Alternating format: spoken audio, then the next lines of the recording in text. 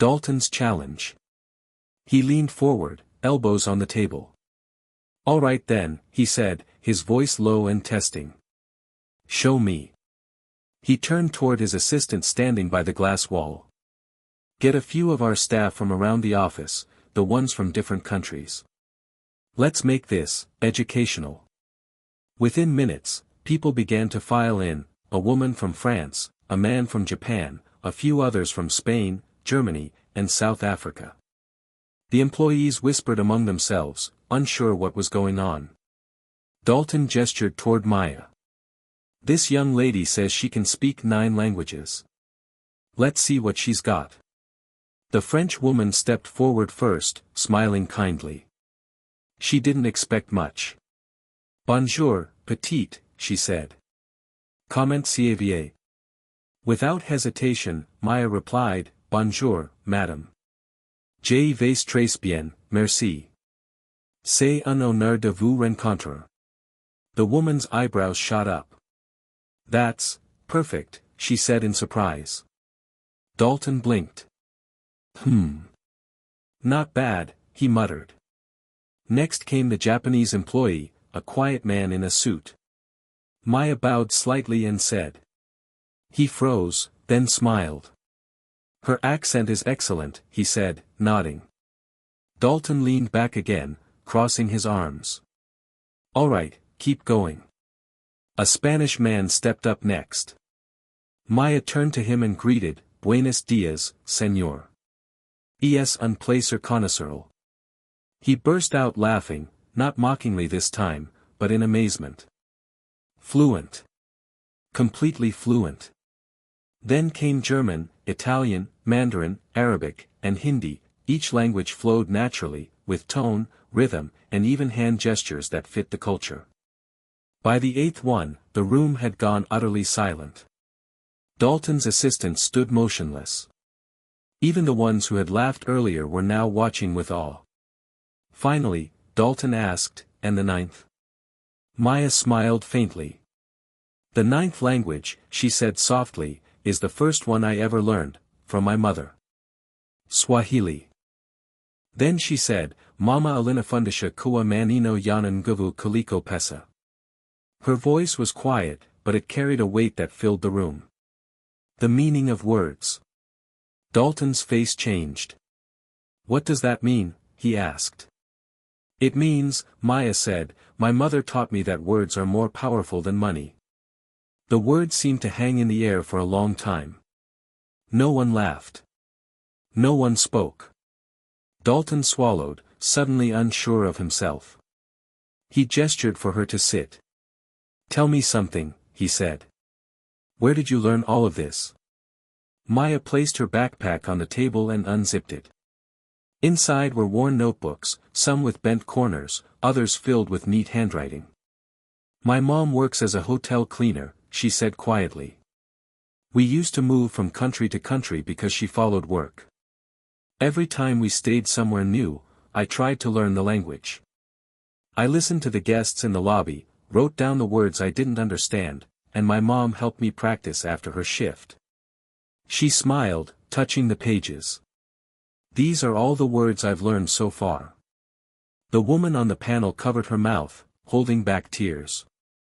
Even the younger man looked down, ashamed of having laughed earlier. A shift in the room. Dalton, the man who had laughed the loudest, now sat completely silent.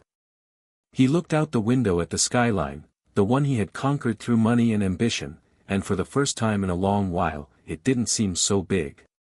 He turned back to Maya. "What do you want to do with all these languages?" Without missing a beat, she replied, "I want to be a translator for the United Nations. I want to help people understand each other." Dalton chuckled, softly, humbly. "You already do, kid," he said.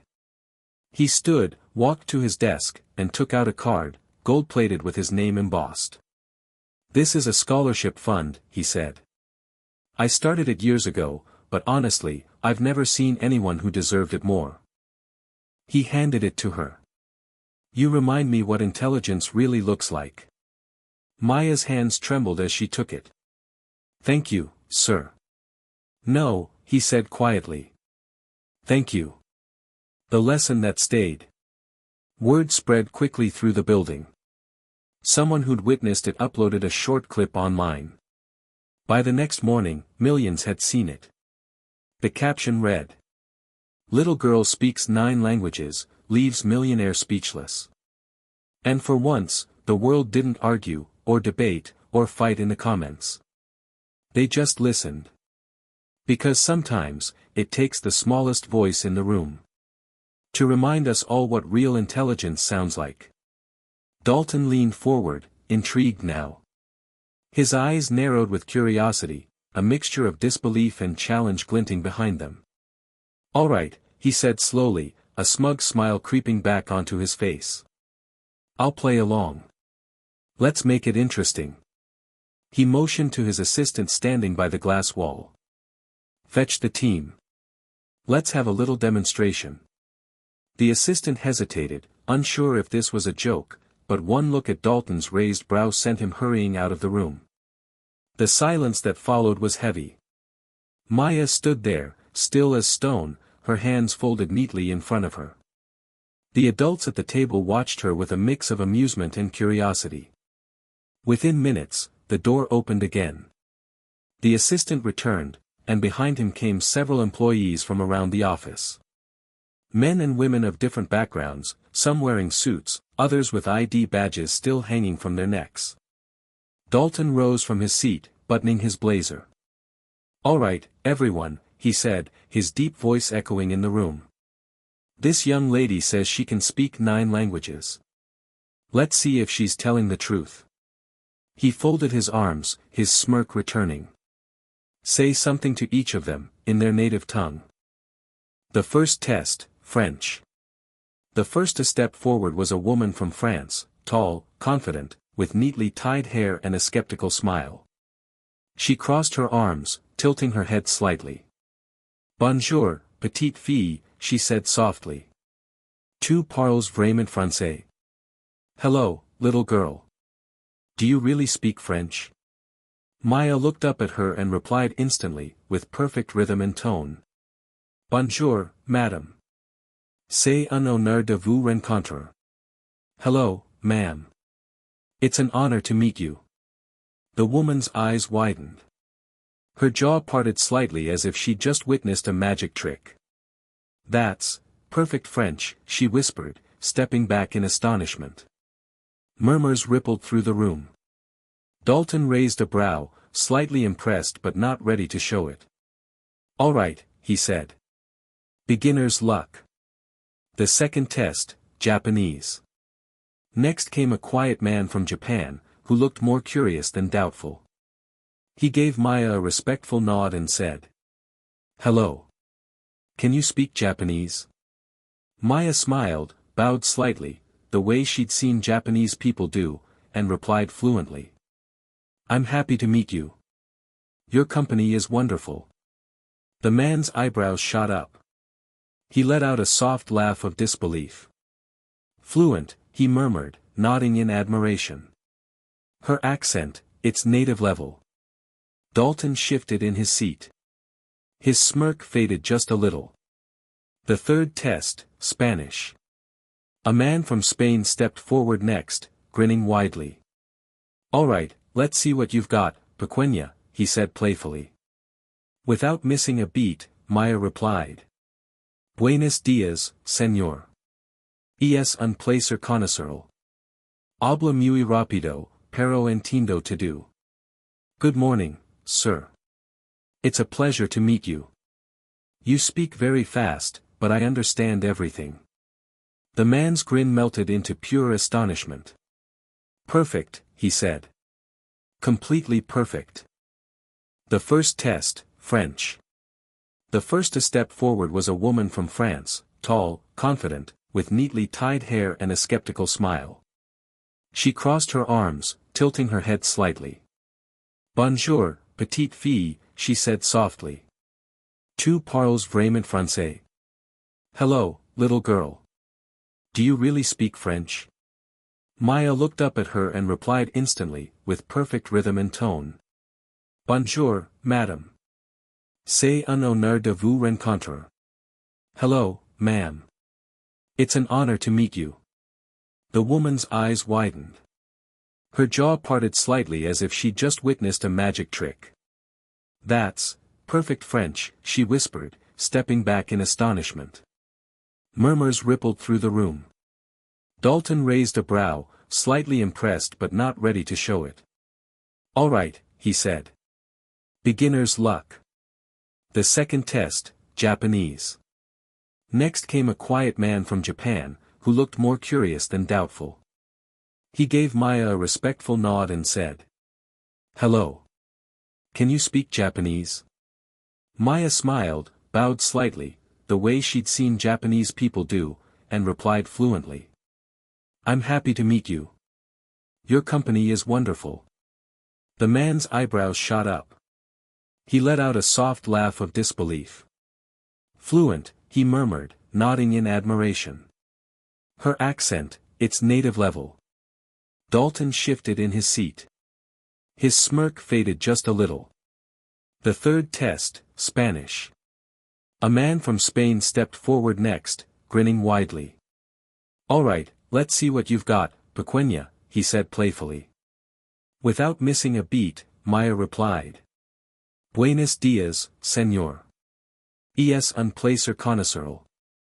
Habla muy rápido, pero entiendo todo." "Good morning, sir. It's a pleasure to meet you. You speak very fast, but I understand everything." The man's grin melted into pure astonishment.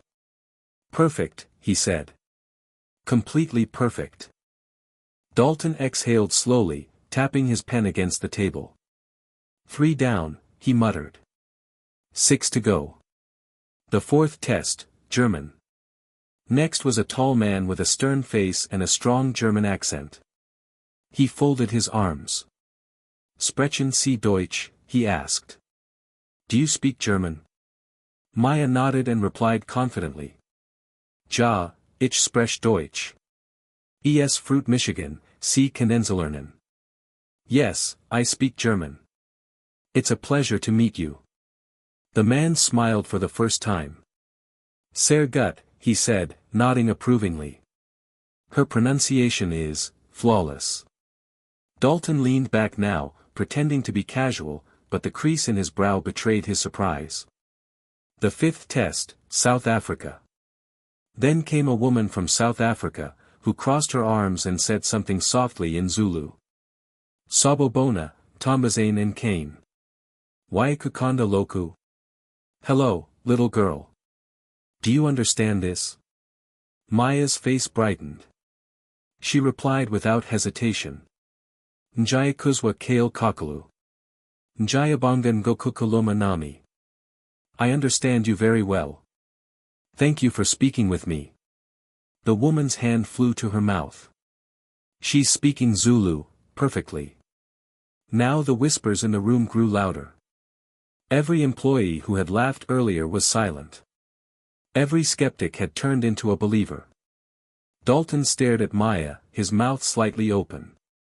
The sixth, seventh, and eighth. The tests continued, Italian, Mandarin, Arabic, one after another. Each time, Maya switched languages as easily as breathing, her voice carrying melody and meaning with precision and grace. She didn't just know words, she understood culture. She used gestures, adjusted tone, even smiled differently depending on the language. By the eighth one, the office was dead silent. Even the city noise from outside seemed to fade away. Only Dalton's breathing could be heard. He swallowed, his earlier arrogance now replaced by something unfamiliar, humility. Maya clasped her hands in front of her. Her voice, soft but steady, broke the silence. 8 languages so far, she said. Would you like to hear the 9th? The 9th language. Dalton's throat tightened. His voice, usually so commanding, came out quieter than he intended. What's the 9th one? Maya smiled faintly. The language my mother taught me, she said. Swahili. Everyone leaned in as she spoke. Her words flowed gently, musical, like a song carried by memory. Mama alinafundisha kuwa manino yana nguvu kuliko pesa. The sound of her voice seemed to fill the entire office, soft, calm, and powerful. When she finished, no one dared to speak. Even Dalton's usual confidence dissolved into silence. After a moment, she continued, her eyes meeting his. "It means," she said quietly, "my mother taught me that words are more powerful than money." Her words landed with weight, heavier than any deal Dalton had ever made. The room stayed still. Dalton blinked, looking at the small girl standing before him, a girl who owned nothing but a backpack and a belief in her own voice. And yet, she had just reminded everyone in that office of something priceless. That intelligence doesn't always come from universities, and power doesn't always come from wealth. Sometimes, it comes from words. From a child who listens, learns, and dares to speak them. And in that high-rise office, surrounded by glass and gold, even the millionaire had no words left. Because Maya had spoken the one language everyone understood, truth. Dalton sat back in his chair, speechless. For the first time that morning, the man who built an empire on confidence had nothing to say. His laughter, the sound that once filled the room, had faded into silence. He looked at the little girl standing before him. This wasn't just a child who could speak languages, this was someone who had lived them. Every word she spoke seemed to carry the weight of experience, the sound of airports, hotel hallways, and whispered goodbyes. Finally, he managed to ask, his voice quieter now, "Where did you learn all this?" "The notebooks." Maya hesitated, glancing down at her backpack. It was old, frayed at the edges, with one of the zippers held together by a paperclip. She carefully placed it on the table and unzipped it. Inside were a few worn notebooks, the pages slightly yellowed, corners bent, covers hand-labeled in neat handwriting. France, Japan, Spain, Kenya, Germany, China. The adults leaned forward. "These," she said softly, "are my teachers." Dalton furrowed his brow. "Those notebooks?" Maya nodded. "Yes. My mom and I used to move a lot. She worked as a cleaner in hotels all over the world. Sometimes we'd stay in one country for a few months, sometimes just a few weeks." She ran her fingers across the covers as she spoke. Her voice was calm, but there was something deep underneath, something that carried both pride and pain. "I didn't have toys or video games. I didn't even have books most of the time. But I had people," she said. "And I listened." The hotel lobby classroom. The room stayed silent as she continued. "When other kids were playing outside," she said, "I was sitting in the hotel lobby, usually near the reception desk. My mom would be working late, mopping floors or changing bed sheets. I'd sit there with a small notebook, just listening." She smiled faintly at the memory. Guests from all over the world would come and go. I'd hear them talking, laughing, arguing, and I'd write down the words I didn't understand. Just sounds, at first. Then I'd try to copy them down phonetically, like bonjour, or gracias, or arigato. Dalton leaned forward, resting his elbows on the table. He wasn't smirking anymore. "And then?" he asked quietly. "When my mom finished work," Maya said, "she'd sit with me, even if she was exhausted. We'd try to figure out what the words meant. Sometimes we'd ask guests for help, or we'd look at brochures or signs to match them with pictures." She lifted one of the notebooks, flipping it open. Inside, the pages were filled with handwritten words, tiny doodles, and translations written in different colors. Some pages had stains, maybe from spilled tea or tears. "This one," she said, "has words I learned in Japan. This one is from when we lived in Spain for 2 months.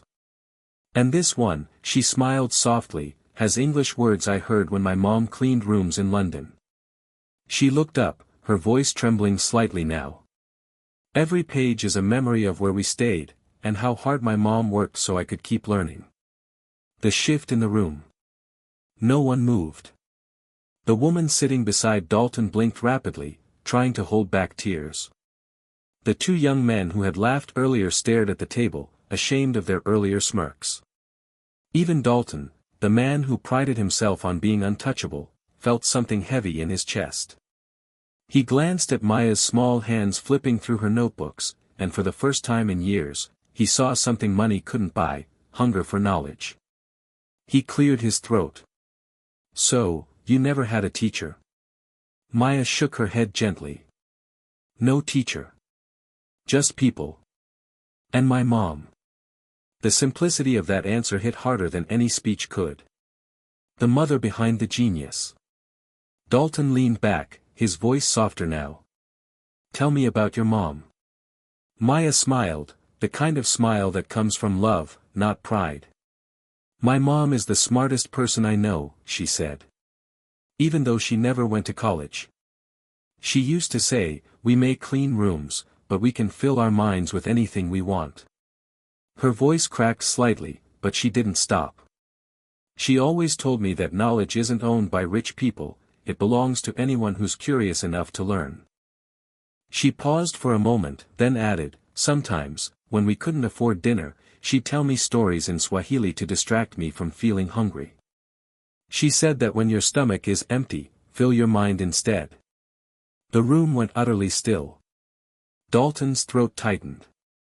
He thought about his own childhood, private tutors, elite schools, endless opportunities, and realized this little girl had achieved more with scraps of paper and a tired mother than most people did with every privilege in the world. The quiet power of listening. Maya continued, "I learned that people are the best books. You just have to listen carefully." She glanced at Dalton, her tone respectful but honest. "Sometimes adults forget that listening is a kind of learning, too." That line hung in the air like a quiet truth. Dalton looked around the room, at his employees, his walls of glass and steel, the skyline he had conquered, and suddenly, it all felt smaller. Here stood a girl who owned nothing, yet somehow held more wisdom than the entire boardroom combined. He rubbed his chin, his voice low. "You know, Maya," he said, "I built my career talking. Giving orders. Making deals. But I can't remember the last time I really listened." She smiled gently. "Then maybe today's a good day to start." The silence that said everything. For a long moment, no one spoke. The air was thick, not uncomfortable, but reverent. The kind of silence that comes when something inside you shifts. Even the sounds of the city outside, the hum of traffic, the chatter from the street, seemed distant. Finally, Dalton spoke again, his voice softer than anyone in that office had ever heard. "Maya," he said, "you just gave me the most valuable lesson of my life." Maya looked confused. "I did?" He nodded. "Yes. You reminded me that wisdom doesn't wear a suit, sometimes, it wears a backpack." The woman beside him wiped her eyes. The young men looked up, inspired. "And Maya?" She simply smiled and closed her notebooks. Because for her, this wasn't about showing off. It was about showing the world that even the smallest voice can teach the biggest lesson. If only someone is willing to listen. That moment, the moment when a little girl silenced a room full of adults, didn't stay hidden for long. Someone in the room, one of Dalton's employees, had been recording the demonstration on their phone. They captured everything, the laughter at the beginning, the disbelief, the languages flowing one after another, and finally, the stunned silence that followed her last words in Swahili. They hadn't planned to share it. At first, it was just a clip meant to show friends, a funny story about the day their boss got humbled by a child. But by the end of the day, that short video found its way to social media. And the internet did what the internet always does, it listened. The viral moment. Within hours, the video had millions of views. Comments flooded in. "This gave me chills. That girl is a genius. Her mother deserves the world. This should be in every classroom." People were sharing it across platforms, translating the captions into different languages. Ironically, the very thing Maya loved most. The title everyone used was the same. Little girl speaks 9 languages, leaves millionaire speechless. News outlets picked it up. Talk shows wanted interviews. Schools sent invitations. Embassies, universities, and non-profits wanted to meet her, to celebrate her brilliance, her humility, her message. But Maya didn't care about any of that. When reporters knocked on her door, she politely declined. When cameras showed up outside the small apartment she shared with her mother, she hid behind her backpack and said softly, "I just like learning. That's all." Even as the world began to call her the girl of 9 tongues, Maya stayed the same. Life after the spotlight. While others discussed her online, Maya still helped her mom clean hotel rooms. She still polished mirrors and folded bedsheets, humming quietly in different languages. Her notebooks, now numbering over a dozen, were still filled with her careful handwriting, with new words, drawings, and short notes about people she met. Sometimes, she'd sneak into the hotel's empty ballroom late at night, open her notebooks, and practice her pronunciation by whispering sentences to the chandeliers. Mama alina fundisha kuwa manino yanan guvu kaliko pesa, she would repeat, smiling to herself. My mother taught me that words are more powerful than money. Her mom would find her there, sitting under the dim light and just smile. Still learning, Maya? Always, Mama. Dalton's change. Back in his corner office, Richard Dalton watched the same video, the one the world couldn't stop talking about. But for him, it wasn't entertainment. It was a mirror. He saw his own face, the smug grin, the laughter, the arrogance, and then he saw the exact second it faded. He paused the video right at the moment Maya said the Swahili phrase. For the first time in decades, Dalton didn't see a CEO or a millionaire. He saw a man who had forgotten what learning looked like. In the days that followed, something changed. He started greeting his employees differently, not as staff, but as people. He started listening when someone spoke instead of interrupting. He asked questions. He slowed down. And perhaps most surprising of all, he began carrying a notebook. The invitation. Months later, Dalton reached out. He invited Maya and her mother to a company event, an annual gala he hosted for business leaders, investors, and community partners.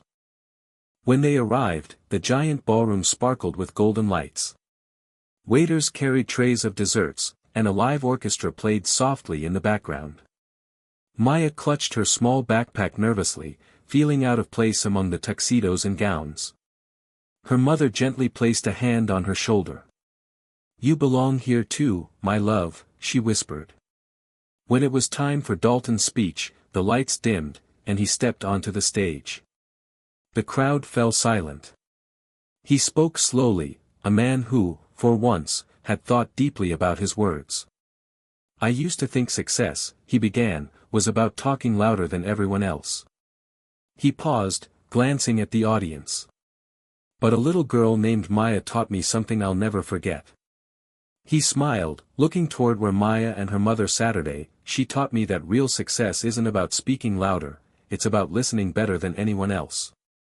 The standing ovation. The room erupted in applause. Not the polite kind, but the kind that comes from the heart. People stood, clapping, cheering, even wiping their eyes. Some looked at Maya with admiration, others with a kind of quiet respect. Dalton gestured for Maya to join him on stage. She hesitated, but her mom nodded. As she walked up, her red dress brushed against the marble steps, and her sneakers squeaked softly. When she reached Dalton, he bent down and whispered, "You changed me, Maya." "Thank you." She smiled shyly and whispered back, "I just spoke what my mom taught me." Dalton turned back to the microphone. "And that," he said, "is exactly why the world needs to hear her story." The applause returned, even louder this time. The sound filled the hall, a wave of warmth and wonder. The whisper that echoed. As they left the stage, Maya leaned close to her mother and whispered, "We did it. Her mother smiled, that gentle, proud smile only a mother can have, and whispered back. No, my love. You did it. With words that spoke louder than money ever could. Maya rested her head on her mother's shoulder, feeling the weight of everything that had happened.